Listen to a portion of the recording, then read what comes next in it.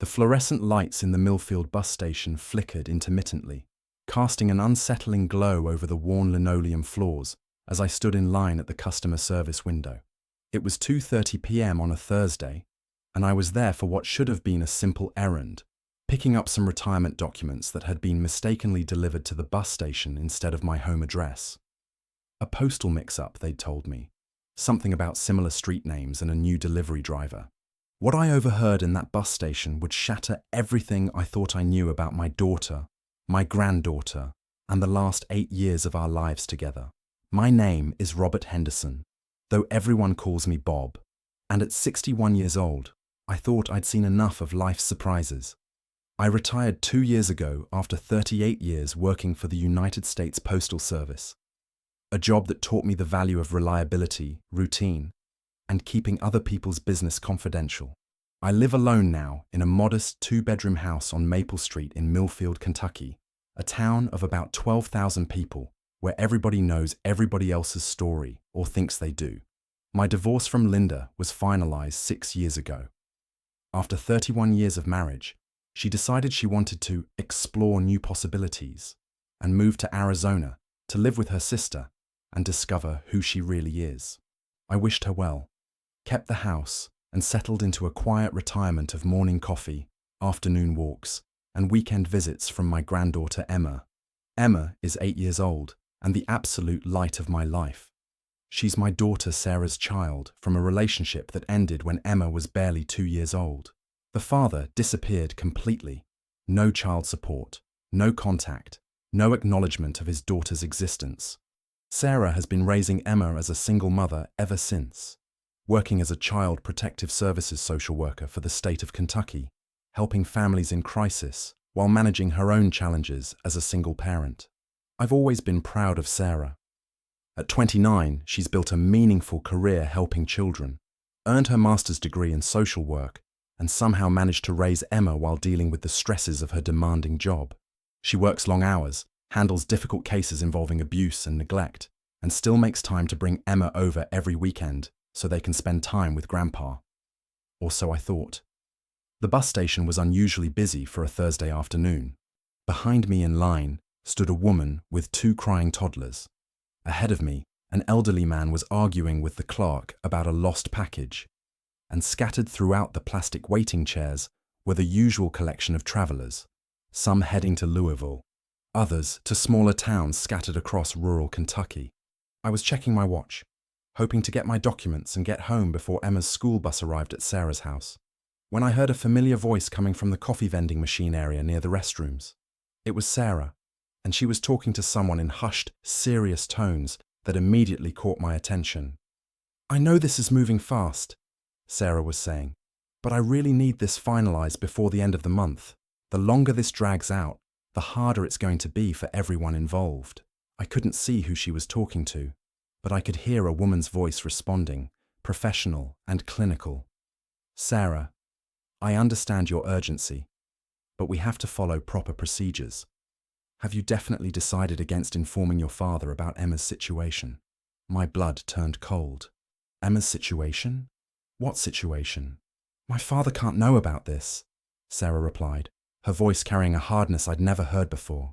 "He's too emotionally attached to Emma. If he knew what we were planning, he'd try to interfere, maybe even try to get custody himself. This way is cleaner for everyone." I moved slightly closer, pretending to read a bus schedule posted on the wall while straining to hear every word. "Sarah," the other woman continued, "I have to ask one more time. Are you absolutely certain you want to proceed with surrendering Emma for adoption? Once we complete the paperwork and place her with the prospective family, reversing this decision becomes extremely complicated. Surrendering Emma for adoption." The words hit me like a physical blow. My legs felt weak, and I had to grip the edge of a nearby bench to steady myself. "I'm certain," Sarah said, and I could hear papers rustling. "Emma deserves a stable 2-parent home with people who can give her the attention and resources she needs. I'm not cut out for this, Patricia. I thought I was, but I'm not.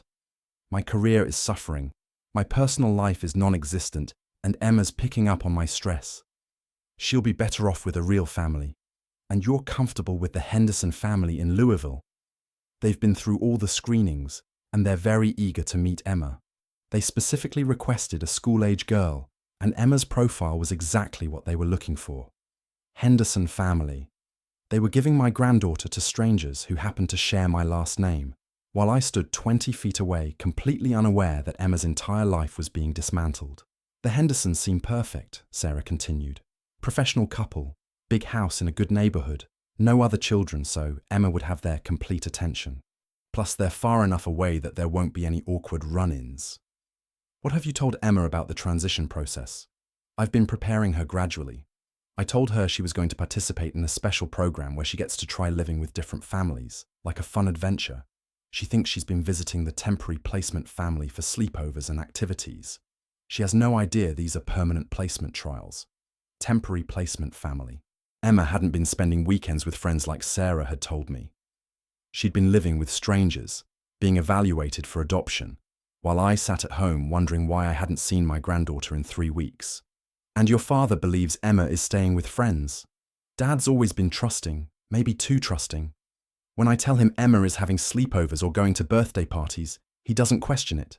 He's been helping me with babysitting for years, so when I need Emma out of the house for placement visits, I just tell him she's busy with social activities. He never asks for details. I felt sick. Sarah had been using me as free childcare while secretly processing Emma's adoption, lying to my face about my granddaughter's whereabouts and future. What will you tell him when the adoption is finalized? I'll tell him Emma went to live with relatives of her father's family, people who could provide better opportunities. Dad will be sad, but he'll understand that I made the decision in Emma's best interests. By the time he processes what happened, Emma will be settled with the Hendersons, and it'll be too late to change anything. Sarah, you know that legally, your father has grandparental rights in Kentucky. If he wanted to pursue custody or adoption himself, he could potentially— He won't, Sarah interrupted firmly. Dad's 61 years old, recently retired, living on a fixed income. Even if he wanted to raise Emma, which he's never indicated, he wouldn't be able to provide the kind of life the Hendersons can. Besides, he doesn't know his rights, and I'm not going to educate him about them. The conversation continued, but I could barely process the details through my shock and rage. Sarah was discussing timelines, final paperwork, Emma's transition schedule, and something about a goodbye visit that would be disguised as a regular weekend stay. The Hendersons want to finalize everything before Christmas. The woman, Patricia, Sarah had called her, was saying. That gives Emma 2 months to fully adjust to the placement before the legal proceedings are complete. Perfect, Sarah replied. Emma will adapt. Children are resilient, and she'll be happier once she settles into a stable routine with parents who actually want to be parents. Parents who actually want to be parents. Sarah was talking about her own daughter like she was a burden, a mistake, something to be disposed of for the convenience of everyone involved. I couldn't listen anymore. I stepped back, my hands shaking, and tried to process what I'd just learned. My daughter was secretly giving away my granddaughter to strangers. Emma, who called me Papa and spent every Saturday helping me in my workshop, who baked cookies with me every Sunday afternoon, who told me she loved me more than ice cream, was being trafficked through the foster system while I was told she was at birthday parties. The customer service line had moved, and it was finally my turn at the window. I somehow managed to complete the transaction, signing for my retirement documents and mumbling appropriate responses to the clerk's small talk. My hands were shaking so badly I could barely write my signature. As I walked back toward the parking lot, I heard Sarah calling my name. Dad! Dad! What are you doing here? I turned around to see Sarah approaching me, and for the first time in 29 years, I looked at my daughter and didn't recognize the person I was seeing. Just picking up some mail, I managed to say. Oh, that's right. You mentioned the postal mix-up. Sarah's smile looked forced, artificial. I'm here on a work matter, meeting with a colleague about a case. A colleague about a case. Even now, standing directly in front of me, she was lying. How's Emma? I asked, studying Sarah's face carefully. She's great. Really busy with school and friends. She's at a sleepover tonight. Won't be back until tomorrow evening. Another lie. According to what I'd just overheard, Emma was with the temporary placement family, being evaluated like a piece of furniture someone might or might not want to purchase. I haven't seen her in 3 weeks, I said carefully. That's unusual for us. I know, Dad, I'm sorry. Emma's social calendar has just been crazy lately. You know how it is with kids her age. They want to spend time with their friends more than their boring old grandpa. Sarah was looking me directly in the eyes while lying about my granddaughter's whereabouts and future. This woman who worked in child protective services, who was supposed to protect children from harm, was systematically destroying her own daughter's life while manipulating her father's trust. When can I see her next? How about this weekend? I'll bring her over Saturday afternoon, and maybe she can stay for dinner. One more weekend visit before my granddaughter disappeared forever, disguised as a normal family gathering. That sounds good, I said, though nothing about this situation sounded good. Sarah hugged me goodbye, the same quick, perfunctory hug she'd been giving me for years. But now, it felt like the embrace of a stranger, someone who looked like my daughter, but whose heart had become unrecognizable. I drove home in a daze, trying to figure out what to do with the information I'd accidentally discovered. Do I confront Sarah directly? Do I call Emma's placement family? Do I contact a lawyer? Do I call Child Protective Services to report that one of their own employees was abusing her authority to expedite an inappropriate adoption? That evening, I sat in my kitchen with a cup of coffee that had gone cold hours earlier, staring at the refrigerator covered with Emma's artwork and school photos. Pictures of a little girl who smiled for the camera while her entire world was being dismantled by the person who was supposed to protect her most. I thought about all the times Sarah had cancelled Emma's visits in recent months. Emma has a playdate. Emma is invited to a birthday party. Emma wants to have a sleepover with her friend from school. I'd been disappointed, but understanding. Of course, an 8-year-old would want to socialize with children her own age, rather than spend every weekend with Grandpa. Now I realized that every cancelled visit had been another step in Sarah's plan to separate Emma from our family before handing her over to strangers. I also thought about Emma's behavior during our last few visits. She'd seemed quieter than usual, more clingy, more anxious about when her mother would pick her up. When I'd asked if everything was okay, she'd said, "Mama says I might be going to live with some new people soon, people who have a big house and lots of toys. But I want to stay with you and Mama." I'd assumed Emma was talking about a hypothetical future. Maybe Sarah was considering dating someone seriously. I never imagined she was describing the early stages of her own abandonment. The next morning, I called in sick to my part-time job at the hardware store.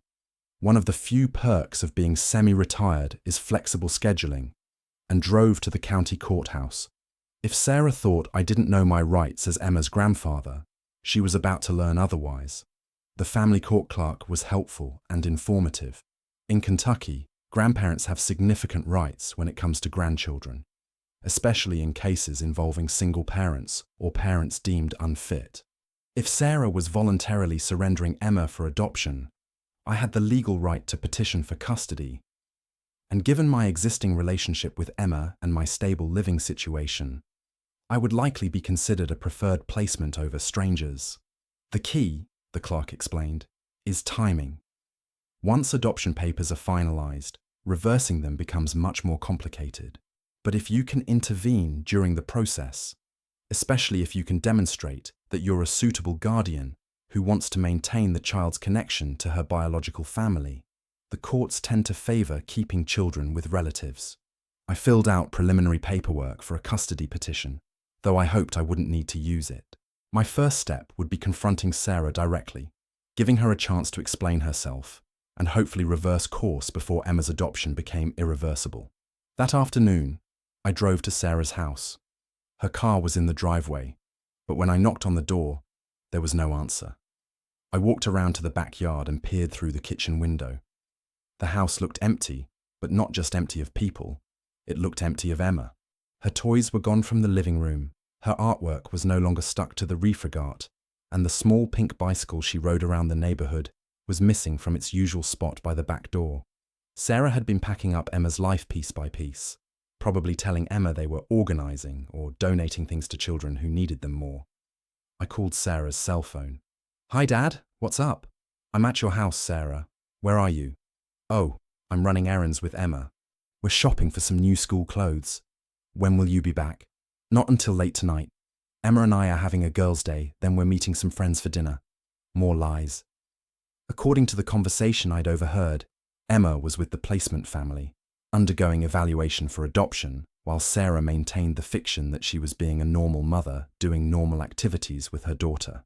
Sarah, I need to talk to you about something important. Can it wait until this weekend? I'm really busy with work, and Emma's schedule right now. It's about Emma's schedule that I need to talk to you. There was a pause. What do you mean? I mean, I know what's really happening with Emma. I know about the adoption. I know about the placement family. I know about Patricia Collins and the Henderson family in Louisville.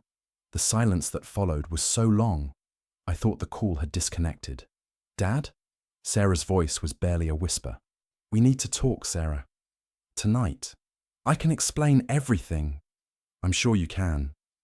But first, I need you to tell me where Emma is right now, this very moment. Another long pause. She's with a foster family, Dad. It's temporary, just until you give her away to strangers. It's not like that, Dad. It's more complicated than you understand. Then explain it to me. Come home, Sarah. Come home and explain to me how you decided to destroy Emma's life without telling anyone who loves her. Sarah agreed to meet me at her house at 8 o'clock that evening. I spent the intervening hours walking around my neighborhood, trying to process the magnitude of what my daughter was doing and figuring out how to save my granddaughter from being discarded like an unwanted responsibility. At 8 o'clock sharp, Sarah's car pulled into her driveway. She looked exhausted and defeated, like someone who'd been caught in a crime they thought they'd committed perfectly. We sat in her living room, surrounded by the empty spaces where Emma's childhood used to be. How long have you been planning this? I asked. About 6 months, Sarah admitted. Maybe longer. I've been struggling, Dad. Really struggling. My job is emotionally draining. Emma needs more attention than I can give her. And I have no social life, no romantic prospects, no time for myself. I'm 29 years old, and I feel like my life is over. So you decided to throw away your daughter. I decided to give her a better life than I can provide, Sarah said defensively. The Hendersons are wonderful people. They have money, stability, time to devote to a child. Emma will have opportunities with them that I could never give her. Emma doesn't want opportunities, Sarah. She wants her mother. She's 8 years old. She'll adapt. Children adapt. And what about me? What about the fact that Emma loves me and I love her? What about the fact that you've been lying to me for months about my own granddaughter? Sarah's composure cracked. I knew you'd try to stop me. I knew you'd want to take custody yourself, and that wouldn't be fair to you or to Emma. You're 61 years old, Dad. You should be enjoying your retirement, not raising another child. Shouldn't that be my decision to make? Would you really want to start over with an 8-year-old? Dealing with homework and parent-teacher conferences and teenage drama and college expenses. Is that really how you want to spend your 70s? I looked at my daughter, this woman I'd raised to be compassionate and responsible, and realized she'd become someone who viewed love as a burden and family as an inconvenience. Sarah, Emma is not a burden. She's not a responsibility that gets passed around based on who finds her least inconvenient. She's your daughter. She's my granddaughter. She's a person with feelings and connections and a right to be loved by the people who brought her into this world. I do love her, Sarah said, tears starting to flow. I love her enough to give her a better life. No, Sarah. You love yourself enough to give yourself a better life. There's a difference. We talked until nearly midnight, and nothing I said changed Sarah's mind. She was convinced that giving Emma to the Henderson family was the right choice, and that my emotional attachment to my granddaughter was clouding my judgment about what was best for everyone involved. The next morning, I called Patricia Collins at the Department of Child Services. Mrs. Collins, my name is Robert Henderson. I believe you're handling my granddaughter Emma's adoption case. Mr. Henderson? Sarah didn't mention that she'd discussed this with you. Sarah didn't discuss this with me. I overheard your conversation at the bus station yesterday. There was a long pause. I see. Mrs. Collins, I want to petition for custody of Emma. I want to adopt her myself if necessary. I don't want her placed with strangers. Mr. Henderson, I understand this is a shock, but Sarah has been very clear that she doesn't want family members involved in Emma's placement. She believes a fresh start with an unrelated family would be better for Emma's emotional development. Sarah believes a lot of things that aren't true. What does Emma believe? Has anyone asked Emma what she wants? Emma is 8 years old. While we consider children's preferences, we primarily focus on what trained professionals determine is in the child's best interest. And you've determined that separating Emma from everyone she's ever loved is in her best interest. Mr. Henderson, if you'd like to pursue custody, you'll need to file the appropriate paperwork with the family court. However, I should warn you that interfering with an adoption process that's already in progress can be complicated and expensive.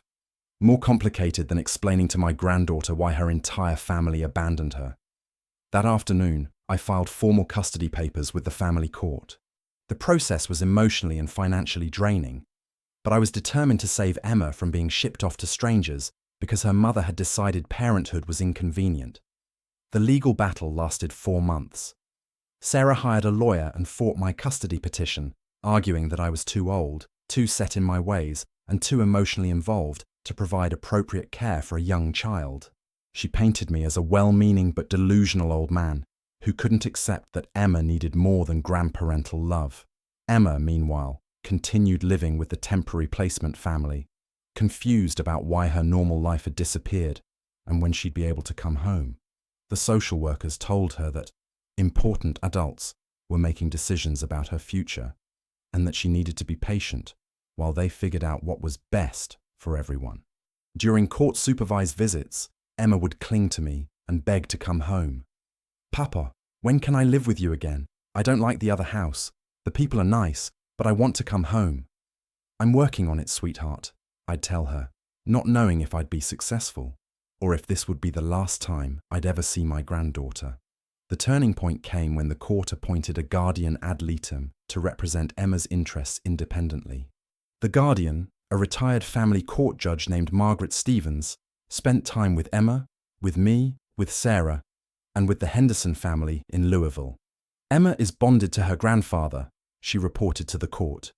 "While the Henderson family could certainly provide material advantages, Emma's emotional needs are clearly met through her relationship with Mr. Henderson. Removing a child from a loving family environment to place her with strangers, regardless of their qualifications, would be traumatic and unnecessary." Judge Stevens also criticized Sarah's handling of the adoption process, particularly her decision to keep Emma's biological family uninformed about the proceedings. Ms. Henderson's behavior suggests an inability to prioritize her daughter's emotional well-being over her own convenience, the Guardian reported. While voluntary surrender is sometimes appropriate, this case appears to be driven more by the mother's desire to be free from parental responsibilities than by genuine concern for the child's welfare. The court ruled in my favor. Emma would come to live with me permanently, with the possibility of formal adoption once the legal proceedings were complete.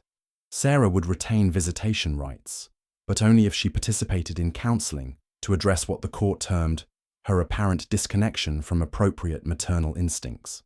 Sarah was furious. She accused me of stealing her daughter, of interfering with her attempts to do what was right, of prioritizing my own emotional needs over Emma's future opportunities. "You have no idea what you've gotten yourself into," she told me after the custody hearing. "Emma is not an easy child to raise. She has behavioral issues, academic struggles, emotional problems from everything that's happened. You think you want this now, but wait until you're dealing with a teenager who resents you for keeping her from having a real family." "Sarah," I said, "Emma has a real family. She has me." Emma moved in with me on a Tuesday in November, 6 months after I'd overheard that conversation at the bus station. She was quiet and withdrawn at first, clearly traumatized by months of uncertainty and the realization that her mother had been planning to give her away. "Papa?" she asked me the first night. "Why didn't Mama want to keep me?" It was the hardest question I'd ever been asked, and I didn't have a good answer. "Sometimes grown-ups make decisions that don't make sense to anyone else," I told her. "But I want to keep you, Emma. I want you to live with me for as long as you want to be here. Forever? Forever. Adjusting to life as a single guardian at 61 was challenging. I had to learn about modern elementary school curricula, navigate parent-teacher conferences, manage Emma's emotional recovery from the adoption trauma, and deal with my own anger at Sarah for putting us all through this ordeal. Emma started seeing a child psychologist to help her process the abandonment and betrayal she'd experienced. The therapist explained that children who go through adoption trauma often struggle with trust, self-worth, and fear of future abandonment. Emma needs consistency, patience, and unconditional love, the therapist told me. She needs to know that you're not going to change your mind about wanting her the way her mother did. Gradually, Emma began to heal. She made friends at her new school, joined the children's choir at our church, started helping me with woodworking projects in my garage. She still asked about her mother sometimes, but less frequently and with less pain. Sarah moved to Lexington and took a job with a private adoption agency. She sends Emma birthday and Christmas cards, but hasn't requested any in-person visits. I think she's convinced herself that she did the right thing, that Emma is better off without a mother who didn't want to be a mother. Emma is 10 now, 2 years since she came to live with me permanently. She's thriving in school, has close friendships, and seems to have recovered from the worst of the trauma caused by her mother's abandonment.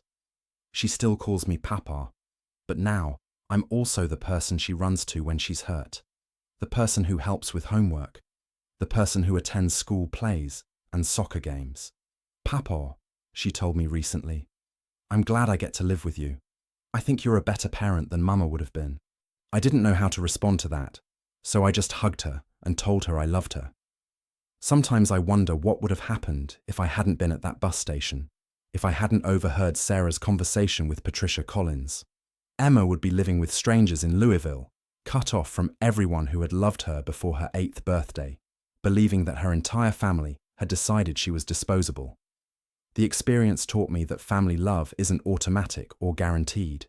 Some people, even good people, can convince themselves that abandonment is a form of protection, that causing pain is actually preventing pain. But it also taught me that love is worth fighting for, especially when the person you love can't fight for themselves. Emma didn't choose to be born, didn't choose to have a father who disappeared and a mother who decided parenthood was inconvenient. She deserved someone who would choose her, fight for her, and prove that she was worth keeping. If you're watching this story, remember that the most important conversations sometimes happen when we're not meant to be listening. If I hadn't been in that bus station at exactly the right moment, if I hadn't overheard my daughter planning to give away my granddaughter, Emma's entire life would have been destroyed by good intentions and bureaucratic efficiency. Hit that subscribe button if you believe that love means showing up when it matters most, and let me know in the comments what city you're watching from. Sometimes the best families are the ones we choose to fight for, not the ones we're born into. Emma is living proof that it's never too late to save someone you love, even when the person threatening them is someone you love too.